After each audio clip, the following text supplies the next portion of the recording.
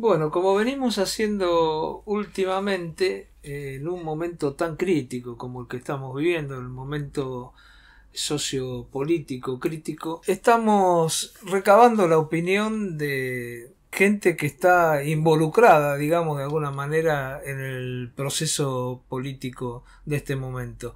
Federico Vinocourt es dirigente del Nuevo Más, joven dirigente del Nuevo Más, aparte es docente, y queríamos charlar un poco con él sobre cómo está viendo este sector de la izquierda la situación actual. ¿Qué tal, Federico? ¿Cómo estás?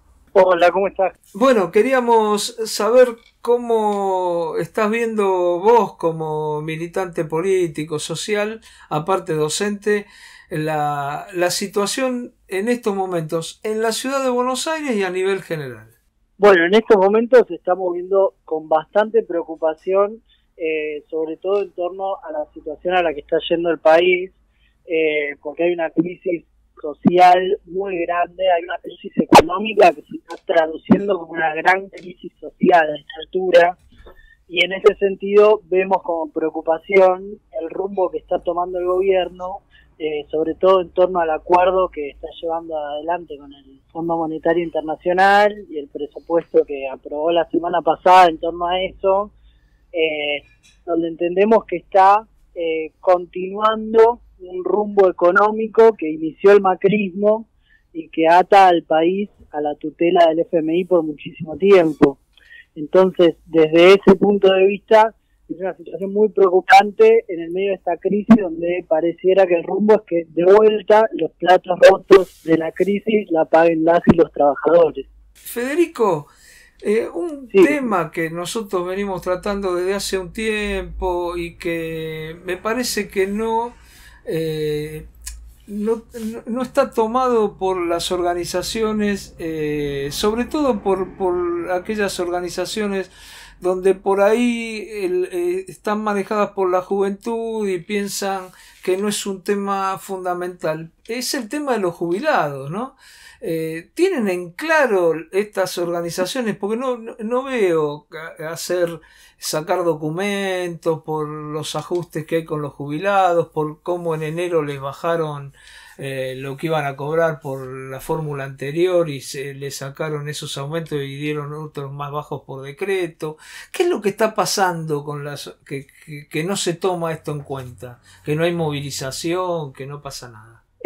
no, yo estoy completamente de acuerdo con vos en el sentido de que hay un ajuste durísimo sobre ese sector de jubilados, pero para contarte, no es un tema que solo preocupe a los jubilados, también nosotros sabemos que dentro de los lugares de trabajo, en las fábricas, en todo el país, cada vez que se pone en juego los derechos de los jubilados, cada vez que viene un nuevo ajuste es una preocupación para todos y todas los trabajadores. Eh, y en ese sentido, bueno, vemos que el gobierno también con el nuevo cambio de fórmula en el cálculo hace perder de vuelta a los jubilados con respecto a la inflación. Entonces, sí, es un tema muy preocupante. Eh, pero bueno, también hay una realidad, que es que las organizaciones que representan a las y los trabajadores, sobre todo los sindicatos mayoritarios, no vienen realizando manifestaciones. Y durante todo este año, a pesar de los ajustes en todos los ámbitos, tanto de trabajadores activos como también de trabajadores jubilados, no están saliendo a la calle, no están reclamándole al gobierno, tal vez por un signo político afín, y eso tiene completamente, también pareciera como que no salen esos sectores, aunque la bronca por abajo existe y es bastante. El día que se discuta la nueva fórmula, ¿no? Que creo que todos tenemos en claro que sea la fórmula que sea, partiendo de una jubilación mínima de 18.000 pesos, es Claro. un disloque, habría que partir de otra cifra. Pero bueno, el día ese, ¿ustedes como organización tienen pensado movilizarse? Sí, nosotros sí, obviamente, tenemos pensado movilizarnos, como hicimos también varias manifestaciones alrededor de la discusión general del presupuesto, donde estaban contempladas estas cuestiones, eh, y además me parece que debería ser un momento donde, te repito, además de nosotros como organizaciones movilizarnos en ese sentido, también hay que presionar a las burocracias sindicales para que movilicen al grueso de los sectores de trabajadores, porque en este momento es real que es una preocupación en muchos lugares. No es que es una cosa que no se está discutiendo por abajo.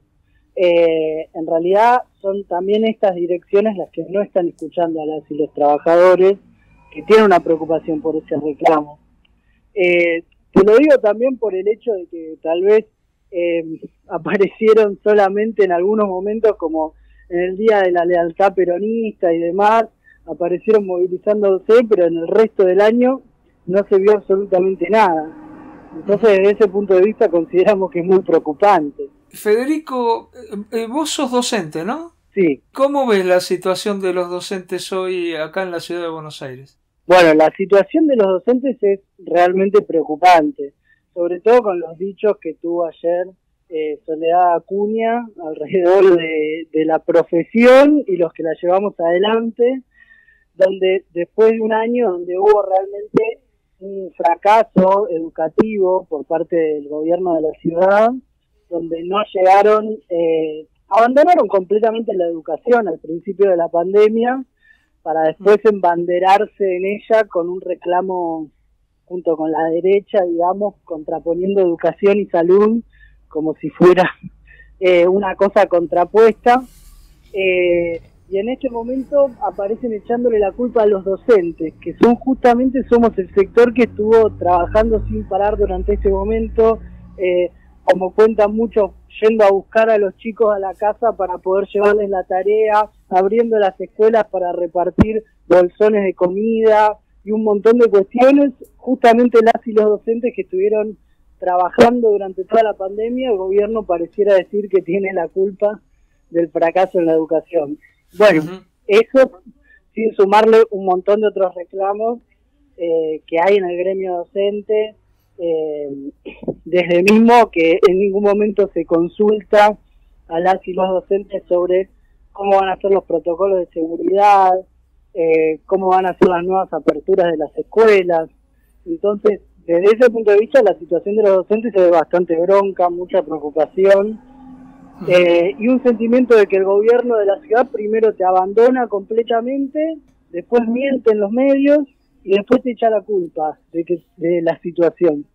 Ahora, Federico, yo coincido en alguna de las cosas que decís, pero sería deshonesto si no dijera lo que digo todos los días en el programa. A mí me llama mucho la atención que la educación no se haya declarado esencial.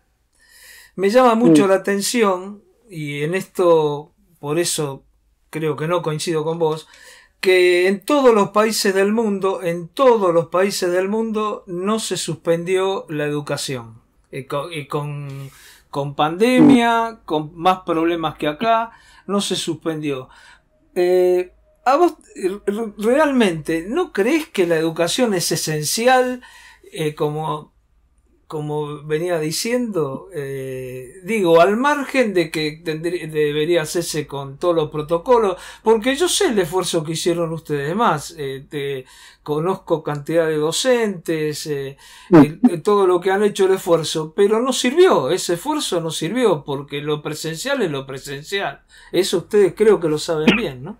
Yo estoy de acuerdo con vos. La educación realmente, para que haya un proceso de aprendizaje, se necesita la presencialidad. Eso tuvo distintos momentos. En el medio del pico de una pandemia probablemente hay que buscar herramientas virtuales y demás, pero después la educación, para ser realmente educación, tiene que ser presencial. Pero para eso, en las condiciones de una pandemia, hace falta que haya una inversión para que pueda haber infraestructura y personal suficiente para sostener la educación en tiempos de coronavirus. Que es una cosa simple, conseguir los espacios, construir aulas nuevas, construir escuelas, y en ese sentido también poder duplicar la planta docente, como mínimo necesitas la mitad de alumnos por curso, y esto yendo a una idea de máxima, porque en realidad en la capital tenemos un montón de escuelas donde No le importa la educación, lo que debería hacer es ya mismo un gran plan de inversión para infraestructura en la educación, para contratación de personal docente. Hoy hay cualquier cantidad de jóvenes que no tienen horas, que les cuesta conseguir horas en la capital federal, que tienen el título, que tienen la calificación, y no se consiguen horas cuando en realidad necesitaríamos aumentar la planta docente. Bueno, eso marca también las prioridades del gobierno. Pero yo estoy de acuerdo que la educación tiene que ser presencial.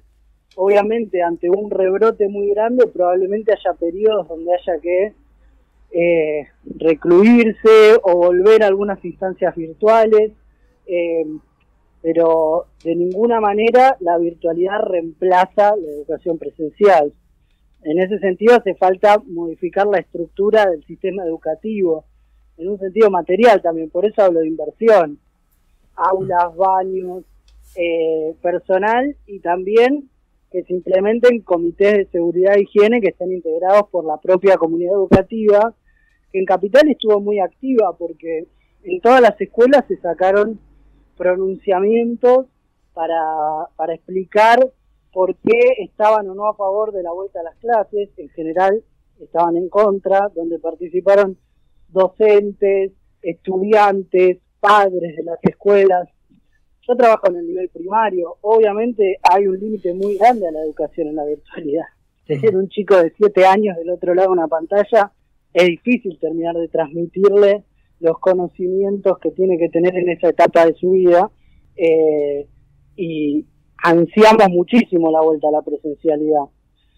Realmente ansiamos la vuelta a la presencialidad, pero tiene que tener condiciones para nosotros, para los chicos, para las familias, para la sociedad, que sean seguras. Está muy claro, Federico.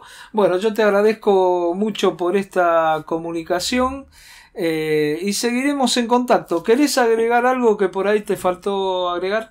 No, simplemente decir que en estos momentos, donde se van a tomar varias definiciones sobre cuál es el rumbo del país, hay que seguir organizados, hay que seguir en las calles, movilizados, porque en todo este tiempo no nos regalaron nada, y para conseguir nuestros derechos hay que estar organizados en las calles. Está muy claro. Gracias, un abrazo grande. Bueno, un abrazo, muchas gracias.